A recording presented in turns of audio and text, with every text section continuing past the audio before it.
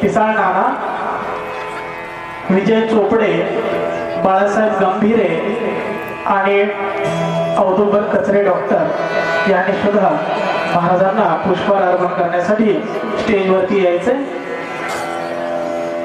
सर्व भाविकांना विनंती आहे, मंडपाच्या आजूबाजूला काही भाविक उभे दिसतात, कृपया आपण बसून घ्यायचंय।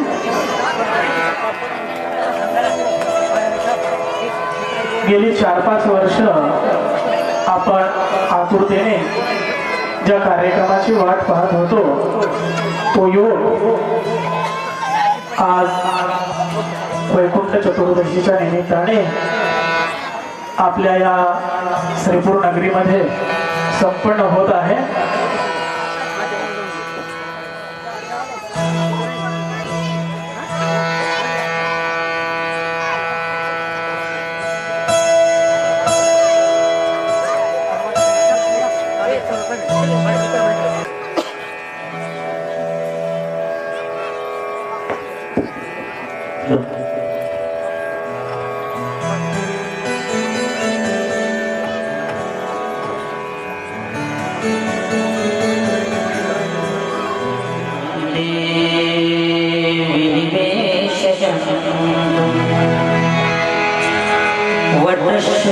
पत्रस्य सुतेशया बालमुकुन्दं मनसा स्मरामि। श्रीकृष्ण गोविन्द हरे मुरारे, हे नाथ नारायण वासुदेव। जिह्वे वस्वामृतमेतदेव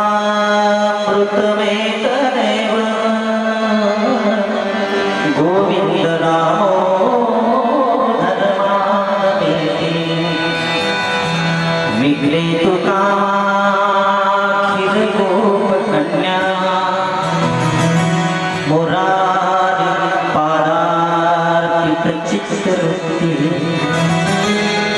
दधादिकं मोहवशादमोचन, गोविन्द नामो धर्मामेति।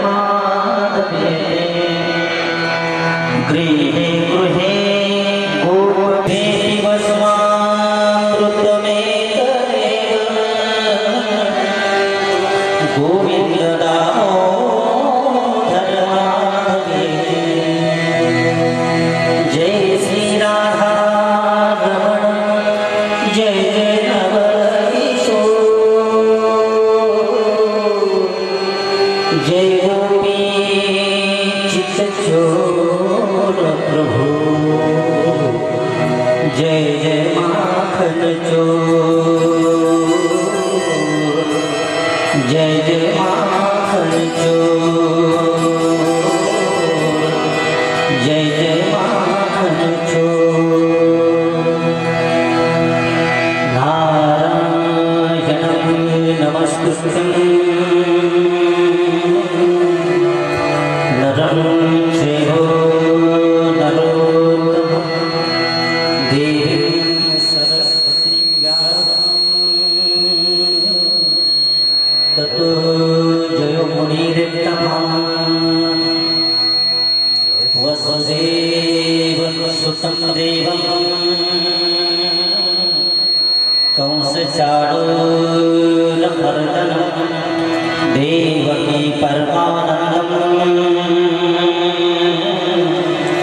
कृष्णं वन्दे जगद्गुरुं शान्ताकारूपार कृष्ण भगवान की जय मावळे गुरु ज्ञानेश्वर महाराज की जय जगद्गुरु तुकाराम महाराज की जय श्री भैनाथ महाराज की जय श्री वृंदावन बाकी बिहारी लाल की जय भागवत महापुराण की जय शुकदेव भगवान की जय सब साधु संतन की जय।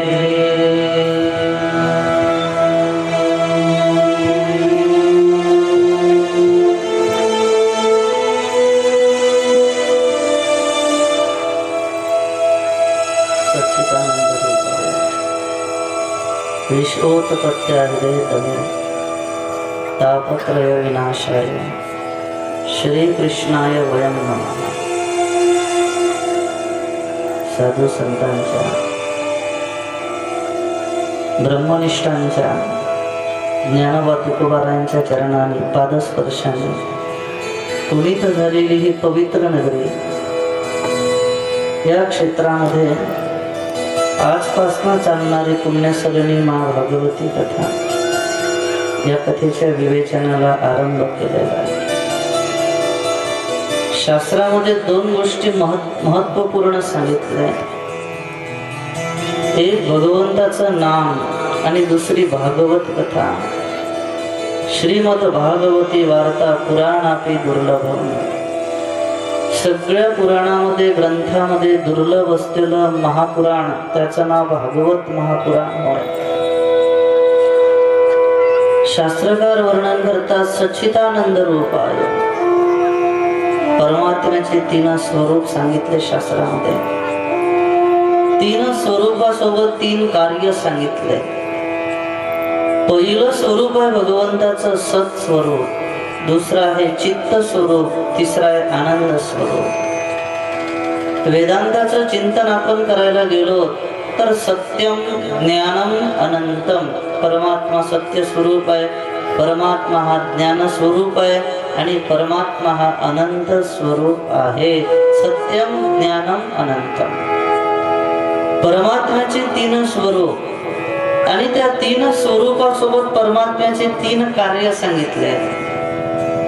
पहिलं कार्य आहे भगवंताचं जगताला निर्माण करणे, दुसरं कार्य आहे भगवंताचं जगताचं पालन करणे, तिसरं कार्य आहे भगवंताचं जगताचा संहार करणे। विश्व उत्पत्ती, विश्व पालन आणि विश्व संहार ह्या 3 गोष्टी परमात्म्याच्या हातामध्ये। विश्वोत्पत्त्या हिदेत हे, विश्व उत्पत्ती, विश्व पालन आणि विश्व संहार। परमात्म्याचे स्वरूप 3 आहे आणि परमात्म्याचे कार्य सुद्धा 3 आहेत, लक्षात ठेवा। शास्त्र शिकवते म्हणून महाराज सांगून गेले तुकोबाराय। आनंदाचे प्रकार 3 आहे। पहिला आनंद सांगितला साधनाजन्य आनंद, दुसरा आनंद सांगितला विषयाजन्य आनंद आणि तिसरा आनंद सांगितला स्वयंसिद्ध नावाचा आनंद। आता साधनाजन्य आनंद, या आनंदाचा जर आपण विचार केला तर साधनाच्या माध्यमातून जो आनंद प्राप्त होतो त्याला साधनाजन्य आनंद म्हटलंय. व्यवहाराच्या भाषेत पाहायचं झालं, उन्हाळ्याचे दिवस आहेत, फार ऊन तापायला लागलं, आपण 4 व्हीलर मध्ये बसलोय, फार गरमी होते, गाडीचे काच बंद केले, एसीचं बटन दाबलं, किती चांगलं वाटते. गरमी होते का? बाहेरच्या उन्हाचा त्रास होतो का? नाही. कारण साधनापासून जो आनंद मिळतो त्याला साधनाजन्य आनंद म्हटलेला आहे. लक्षात ठेवा, समजलंच नसेल. हिवाळ्याचे दिवस आहे, छान दिवाण आहे, चांगली गादी आहे, त्याच्यावर चांगली दुलई आहे, रजई, थंडी वाजेल का? नाही. साधनापासून जो आनंद प्राप्त होतो त्याला साधना जन्य आनंद म्हटलेला आहे. गुडघ्याचा त्रास होतो, खाली बसून जेवायला बरोबर व्यवस्थित जेवण जात नाही, डायनिंग टेबल त्याच्यावर बसून किती चांगलं जेवण होते, साधनाजन्य आनंद. संसारातल्या भौतिक वस्तू, भौतिक साधना, या साधनापासून जो आनंद प्राप्त झाला त्याला साधनाजन्य आनंद म्हटलेला आहे. दुसरा आनंद विषयाजन्य आनंद, सांगण्याची गरज नाही. विषयाचे श्रम सुख, पुढे काय काय पुढे बेगडाची बाहुली, त्याच्या पुढे काय अब्राची सावली जाईल लया, सांगण्याची गरज नाही. हे सगळं विषय सुख. दुसरा आनंद, सामान्य जीवाचा विचार केला तर सामान्य जीवाजवळ साधनाजन्य आनंद पाहायला मिळतो आणि विषयाजन्य आनंद सुद्धा पाहायला मिळतो. दोन्ही आनंद. पण दोन्ही आनंदाचा भोग भोगत असताना शेवटी पदरात प्राप्त होते त्या नाम दुःख, त्यालाच तर दुःख म्हटलेलं आहे. कारण स्वरूपाच्या अनोळखीमुळे हे दोन्ही आनंद आवडतात. साधनाजन्य आनंद भोगणं वाईट नाही, विषयाजन्य आनंद भोगणं वाईट नाही, पण प्रसंगानुसार भगवत इच्छा, भगवत मर्जी, त्याच्या मर्जीचा गुलाम व्हायचा आहे. पण संत महात्म्याच्या जीवनाचा विचार आपण जर करायला गेलो तर साधनाजन्य आनंद नाही, विषयाजन्य आनंद नाही. ज्ञानोबा तुकोबारायांच्या जीवनात साधनाचाही आनंद पाहायला मिळाला नाही आणि विषयाचाही नाही. तुकोबाराय स्वतः सांगून गेले, संसार जाळूनी बैसलो अंगणी. आम्ही सगळ्या संसारातल्या सुखाला जाळलं आणि जाळून अंगणात बसलो. जाळलेल्या वस्तूची पुन्हा प्राप्ती शक्य नाही, ते प्राप्त करणं शक्य आहे का? नाही. मग तुकाराम महाराजांनी स्वतः जाळलो शब्दाचा वापर केला. त्यांच्या जीवनात साधनाचाही आनंद नाही आणि विषयाचाही नाही, तर त्यांच्या जीवनामध्ये आनंद आहे कोणचा आहे? साधनाजन्य आनंद नाही, विषयाजन्य आनंद नाही, स्वयंसिद्ध नावाचा आनंद. स्वतःच्या साधनेच्या माध्यमातून जो आनंद प्राप्त होतो त्याला स्वयंसिद्ध नावाचा आनंद म्हटलंय. 5 वर्षाच्या ध्रुव बाळाने स्वयंसिद्ध नावाचा आनंद प्राप्त केला. ओम नमो भगवते वासुदेवाय नमः 12 मंत्राच्या माध्यमातून भगवत मिलनाची प्राप्ती 5 वर्षाच्या ध्रुवाला झाली. लक्षात ठेवा, स्वयंसिद्ध. तुकोबारायांनी भंडारा डोंगर, भामचंद्र डोंगरावर खडतड तपश्चर्या केली, नाम साधना केली. रामकृष्ण नाममाळा घालू ओनी आगळा, विश्वास हा धरू, नाम बळकट करू. पुढे काय? पुढे काय? आणि त्या नामाला बळकट करण्याकरता जगद्गुरु तुकोबाराय भामचंद्र डोंगर आणि भंडारा डोंगरावर तपश्चर्या केली, त्यातून स्वयंसिद्ध नावाचा आनंद प्राप्त केला. ज्ञानोबारायांनी जीवनामध्ये स्वयंसिद्ध नावाचा आनंद प्राप्त केला आणि स्वयंसिद्ध नावाचा आनंद श्रेष्ठ असतो. गृहस्थाश्रमाची कालमर्यादा सांभाळत असताना थोडं विरक्तीकडे साधकाने जावं आणि साधना करून स्वयंसिद्ध नावाचा आनंद प्राप्त करावा. त्या आनंदाच्या प्राप्ती स्वरूपाची ओळख आणि त्या स्वरूपाच्या ओळखीमध्ये देह तादात्म्य अनुभवलं जातं. त्या जीवाला पुन्हा जन्म मरणाला यावं लागत नाही, असं वेदांतकारांचं मत आहे.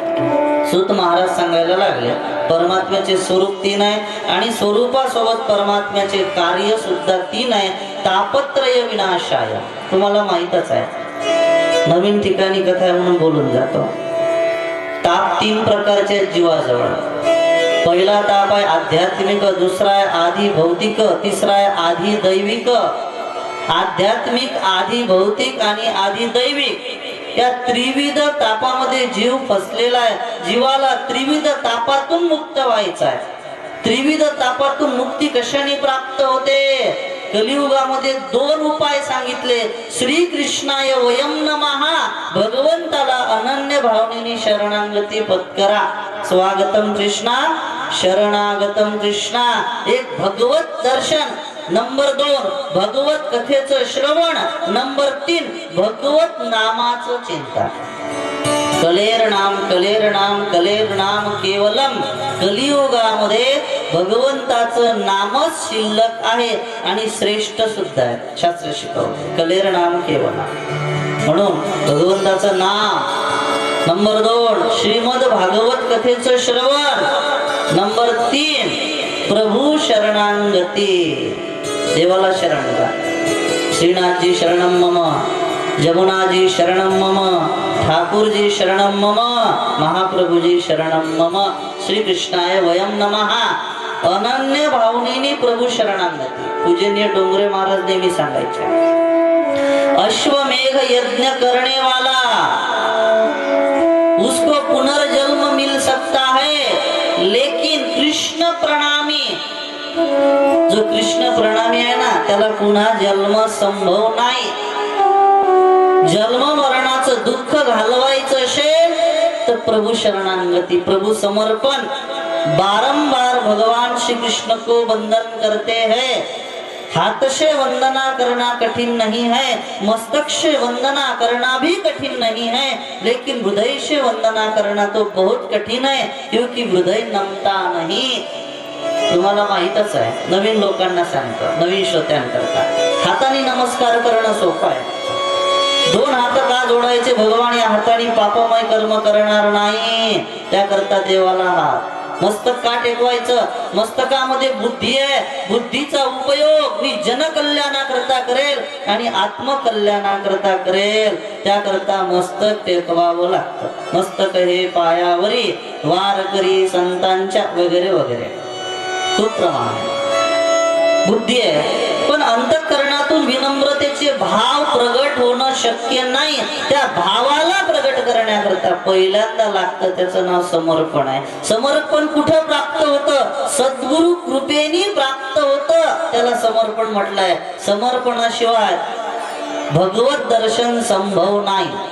आहे का शक्य? नाही. म्हणून पहिले सद्गुरु कृपा पाहिजे, समर्पण. समर्पणाचे 3 प्रकार वेदांत शास्त्रामध्ये आले, तुम्हाला माहीतच आहे, सांगण्याची गरज नाही. म्हणून धन को संभालता है वो मनुष्य है, और मन को जो संभालता है वो संत है. माणूस धनाला सांभाळते आणि संत मनाला सांभाळतात. प्रकृतीला सुद्धा सांभाळत नाही, कारण प्रकृती स्वभाव हा गीता स्पष्ट सांगते. गीताजीमध्ये वर्णन आलं, प्रकृतीच्या ठिकाणी एक प्रकारचा स्वभाव आहे, तिथं स्वभाव आहे, तिथं विकृती आहे, तिथं विकृती आहे, तिथं दुःखच दुःख आहे, सांगण्याची गरज नाही. म्हणून ज्ञानोबराय बोलून गेले, वृत्ती सहित मज लपवी, माझे मन तुझे चरणी ठेवी, संकल्पावरी नये मन, त्या नामे अद्वैत ते ब्रह्मज्ञान. देवा मला काय कर? तर वृत्ती सहित लपव. वृत्ती कुठं लपवली? देवाच्या चरणावर लपवली. वृत्तीला कुठं लपवायचं? लज्जा निवारण करण्याकरता वस्त्र आहे, शरीराची लाज वस्त्र राखतात. आणि वृत्ती देवाच्या चरणावर लपवलेली शोभून दिसते. कोण कोण वृत्तीला देवाच्या चरणावर लपवलं? ज्ञानोबारायांनी लपवलं, तुकोबारायांनी लपवलं, नाथ महाराजांनी लपवलं, चोखोबारायांनी लपवलं, सावता महाराजांनी लपवलं, जनाबाईंनी लपवलं, मीराबाईंनी लपवलं. त्या सगळ्यांनी आपल्या वृत्तीला देवाच्या चरणाच्या ठिकाणी लपवलं. शास्त्रकार शिकवतात. म्हणून श्रीकृष्णाय वयम नमः, जो प्रभूला बारंबार प्रणाम करतो त्याला पुनर्जन्म नाही, शास्त्र शिकवते. आता सत म्हणजे काय? ज्याच्या क्रियेने नाशही होत नाही, ज्याच्या विचाराने बोधही होत नाही, आणि कुठल्याही प्रकारचा अर्थ शिल्लक राहत नाही, त्या तत्वाला सत तत्व म्हटलेलं आहे. नंबर 2 चित्त. चित्त म्हणजे काय? कोणाचेही साह्य न घेता जो स्वयंप्रकाशाने प्रकाशित होतो आणि ज्याला प्रकाशित होण्याकरता इतरांच्या प्रकाशाची गरज लागत नाही, त्याला चित्त म्हटलेलं आहे. चित्ताला प्रकाशित होण्याची गरज लागते का? दुसऱ्याच्या प्रकाशाची गरज लागते. स्वयंप्रकाशित आहे, सांगण्याची गरज नाही. चित्त हे स्वयंप्रकाशित आहे. शंकाच त्याला इतरांच्या प्रकाशाची गरज लागत नाही. उदाहरणार्थ, सूर्याला दुसऱ्याच्या प्रकाशाची गरज लागते का? सूर्यनारायण हे स्वयंप्रकाशित आहे. चांदण्याला दुसऱ्याच्या प्रकाशाची गरज लागते ना? चांदण्या स्वयंप्रकाशित आहे का? नाही, त्यांना इतरांच्या प्रकाशाची गरज. चित्ताचा विचार केला तर चित्ताला इतरांच्या प्रकाशाची गरज आहे. स्वयंप्रकाशित आहे, पण चित्ताच्या ठिकाणी समर्पण लागतं, त्याशिवाय चित्त शोभून दिसत नाही. नंबर 3 आनंद. आनंद अप्रगट आहे, त्याला प्रगट करावं लागतं. आनंदाला प्रगट करण्याकरता 3 साधनं सांगितली शास्त्रकारांनी. सच्चित आणि आनंद. सच्च्या प्रधानतेने ज्ञानाची प्राप्ती, चित्तच्या प्रधानतेने आनंदाची प्राप्ती आणि आनंदाच्या प्रधानतेने मोक्षाची प्राप्ती. मोक्षाची प्राप्ती कुठे आहे? आनंद, अद्वैत, नित्य, निरामय. त्याच्यात नंतर आनंद मोक्ष आहे. तसा मोक्ष शक्य नाही, शास्त्रकारांचं मत आहे. म्हणून आनंद अप्रगट आहे. आणि अप्रगट आनंद प्रगट झाला की त्याला मुक्ती म्हटलेला. का मुक्ती शब्दाचा अर्थ काय? सर्व दुःखाची आत्यंतिक निवृत्ती, परमसुख परमानंदाची प्राप्ती. प्राप्तीच्या अनुभूतीला मुक्ती असं म्हटलेलं आहे. प्राप्तीच्या अनुभूतीला मुक्ती म्हटलं वेदांतकारांनी. गाढ विषय. मुक्ती म्हणजे काय? मुक्तीचे 3 प्रकार. तुकाराम महाराज सोपं सांगून गेले. तुका म्हणे मुक्ती पर एली नवरी. तुका म्हणे भक्ती पर एली नवरी. पटकन बोला. तुका म्हणे काय? तुका म्हणे मुक्ती, पुढे पर नीली नवरी. नवरी पुढे आता दिसचारी खेळी मिळेल. मुक्ती तुकोबाराय सांगतात. वेदांत शास्त्रकार सांगता सर्व दुःखाची आत्यंतिक निवृत्ती, परमसुख परमानंदाची प्राप्ती. परमानंदाच्या प्राप्तीची जी अनुभूती प्राप्त झाली, त्या अनुभूतीचं नाव मुक्ती होय. उपनिषदकार काय सांगतात माहित आहे का? मोह म्हणजे मोह, क्षय म्हणजे क्षीणता. ज्याच्या ठिकाणी मोहाची क्षीणता प्राप्त झाली त्या नाम मुक्ती. आता प्रत्येकाचे प्रकार वेगवेगळे, सांगण्याची गरज नाही. म्हणून कल्पांत समयी मायेचा नाश होतो, ब्रह्माचा नाश कधीच होत नाही. माया आकाराला येते, ब्रह्म आकाराला येत नाही. माया ही जन्माला आली, ब्रह्म जन्माला येत नाही. जन्माला न येणारं ब्रह्म अजातवादाच्या ठिकाणी मोडतं. ब्रह्म म्हणजे काय? ज्या वस्तूला नाम नाही, रूप नाही, जाती नाही, भेद नाही, विधी नाही, क्रिया नाही, कुठल्याही प्रकारची उपाधी शिल्लक नाही, अशा तत्वाला ब्रह्म म्हटलेलं आहे. तयानाम ब्रह्म. सांगण्याची गरज नाही. माया अज्ञानी जीवाला आवडते, ब्रह्म अज्ञानी जीवाला आवडत नाही. माया आकाराला येते, ब्रह्म आकाराला येत नाही. माया कशी आहे? जीवाच्या ठिकाणी चिटकून राहते. पण ब्रह्मस्वरूपाची प्राप्ती झाली की मायेचा नाश होतो. मायेला समाप्त करण्याकरता ब्रह्मस्वरूपाची गरज आहे. म्हणून जेवण करताना श्लोक म्हटला जातो, ब्रह्मार्पणम ब्रह्म हवीर, ब्रह्मागणो ब्रह्मणाहुतम, ब्रह्मैव एतेन गंतव्यम, ब्रह्म कर्म समाधिना. म्हणून जेवताना म्हटलं जाते ब्रह्म ब्रह्म ब्रह्म ब्रह्म ब्रह्म. सूत महाराजांनी शौनकादिक ऋषी श्री महाराजांच्या सत्संगाला आरंभ झाला. आता जसा श्री महाराजांच्या सत्संगाला आरंभ झाला, महाराजांनी 4 गोष्टी सांगितल्या. पहिलं भगवंताचं नाम, दुसरं भगवंताचं धाम, तिसरं भगवंताची कथा आणि चौथं भगवंताचे चरण. तुम्हाला माहितच आहे, सांगण्याची गरज नाही. पहिल्यांदा प्रेम देवाच्या चरणावर करा, दुसऱ्यांदा प्रेम देवाच्या नामावर करा, तिसऱ्यांदा प्रेम देवाच्या धामावर करा, चौथ्यांदा प्रेम भगवंताच्या कथेवर करा. भगवंताच्या कथेवर प्रेम करावं तयानाम वैष्णव. भगवंताच्या धामावर नित्य प्रेम करावं तयानाम वैष्णव. भगवंताच्या चरण कमलावर नित्य प्रेम करावं तयानाम वैष्णव. आणि भगवंताच्या कथेवर प्रेम करावं तयानाम वैष्णव. वैष्णवाचा जिव्हाळा कथा आहे, शास्त्र शिकवते. म्हणून महाराज सांगून गेले, परमात्म्याचं नामही सुंदर आहे, परमात्म्याचं धामही सुंदर आहे, परमात्म्याची कथाही सुंदर आहे. चरण कमल ह्याचे अति सुकुमार. परमात्म्याचे चरण कमल सुद्धा सुंदर आहे. तुकाराम महाराज एवढं सोपं सांगून गेले. सुंदर ते ध्यान उभे विठेवरी, करकटेवरी ठेवून या. तुळशी हार गळा काशे पितांबर, आवडे निरंतर याची ध्यान मकर कुंडले. तळपती श्रवणी कंठी कौस्तुभ मणी विराजित. एवढा सुंदर परमात्मा पंढरपूर क्षेत्रामध्ये चंद्रभागेच्या काठावर विठेवर उभा आहे. महाराज सुंदर वर्णन करतात. सुंदर ते ध्यान उभे विठेवर, सुंदर ते ध्यान उभे विठेवरी, सुंदर ते ध्यान उभे विठेवरी. करगटेवरी हे मोहिया, करगटेवरी हे मोहिया, हे मोहिया. तुळशी हार कासे पितांबर, तुळशी हार कासे पितांबर, तुळशी हार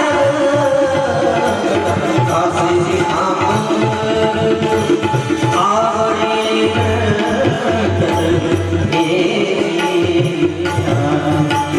आवडे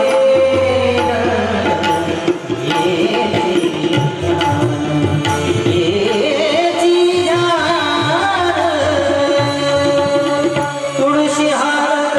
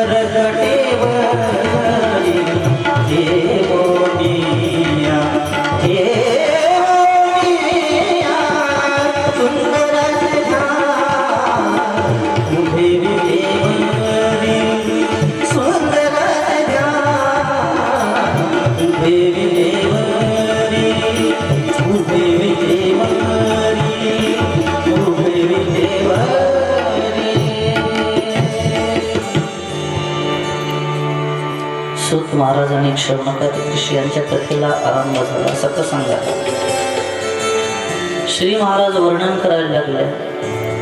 देवर्षी नारद भ्रमण करत करत मृत्यू लोकामध्ये गेले आणि त्यांच्या यात्रेला आरंभ झाला. अचानक जमुनाजीच्या काठावर गेले. देवर्षी नारदांना एका स्त्रीची हाक ऐकायला आली. नारद विचारात पडले. मी तर नैष्ठिक ब्रह्मचर्याचं पालन करणार आहे, महात्मा आहे, साधू आहे. विरक्तीचे भाव माझ्या अंतःकरणाच्या ठिकाणी प्राप्त झाले. इंद्रियाच्या ठिकाणी निग्रह प्राप्त झाला आणि प्रशांत आत्मा जितेंद्रिय सगळी अवस्था जितेंद्रियापर्यंत पोहोचली. मी एकटा आहे, कोण स्त्री मला हाक देते? पण संकट काळी मी जर धावत गेलो नाही तर माझ्या साधुत्वाला कलंक लागेल. श्री महाराज निघाले. चालता चालता चालता चालता त्या स्त्री समोर उभे झाले. महाराजांनी हात जोडले, प्रश्न केला, देवी आपलं शुभ नाव काय? ती स्त्री बोलायला लागली, मम नामे भक्ती, माझं नाव भक्ती आहे. देवी दुःखाला कारण काय? पश्चाताप कशाचा होतोय, तू रडते? तिने सांगितलं कारण पुत्र शोक. हे जमिनीवर जे 2 मुलं पडले ते माझे मुलं आहेत. नारद विचारात पडले. आई तरुण आहे, मुलं वृद्ध आहेत, म्हातार